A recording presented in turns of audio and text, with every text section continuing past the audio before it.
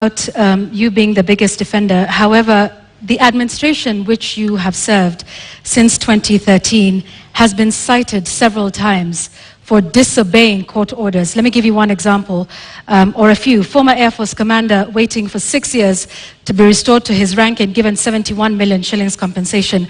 NYS service official injured in the line of duty, yet to receive 3.6 million shillings by the courts.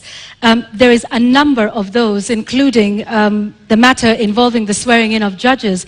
This is an administration in which you sit. In fact, former Chief Justice David Maraga has often lamented the executive's disregard of court orders. You are the second in command of the executive and of the Republic of Kenya. What are your thoughts then around the independence of the judiciary, and why have there been so many court orders disobeyed under your watch as Deputy President? Two things. I am an ardent believer in the independence of the judiciary. When the judiciary issued a ruling nullifying our election, I went out of my way to persuade my boss for us to go back and do the election again. Because much as we criticized that judgment, because we believed that we had won that election fair and square, but because of our commitment and belief in the judiciary, we still obeyed the dictates of the judiciary. That's one. You have raised incidences where, of course, judgments have been entered against government and they have not been sorted out. And I quite agree. And in fact, that was one area we identified even as we developed our manifesto. If you look at our manifesto, we have squarely identified that as an issue, that we cannot continue this situation where government leads in disobeying orders. Honorable Ruto, yes, that's indeed a good matter for me to interject. Just hang on one second, Honorable Ruto. Yet you have sat in that administration which has defied court orders. We haven't heard you raise issue on that.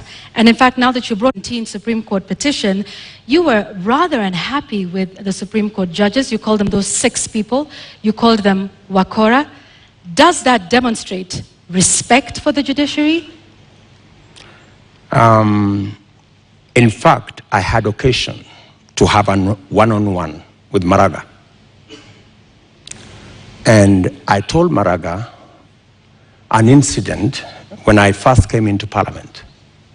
I met Paul Muite, a seasoned lawyer and a legislator, and he told me this, which has really stuck in my mind. He told me, young man, when I first became a member of Parliament in 1997, 98 actually. So he told me, when you support a government, it also includes criticizing that government when it goes wrong. So part of supporting a system is pointing out when you think they are not doing the right thing. Criticizing them is one thing, Honorable Ruto, but calling them wakora, which means conmen, do you believe that the Supreme Court judges of 2017 were conmen and women? I would want to understand in what context that wakora thing you have mentioned, because I have, if there is any respect for the judiciary, is to comply with the decision of the court. Did we comply with the decision of the court? Yes. We went back to the election. But you haven't in many of the other court orders that we have cited here tonight. We went back to the election. And the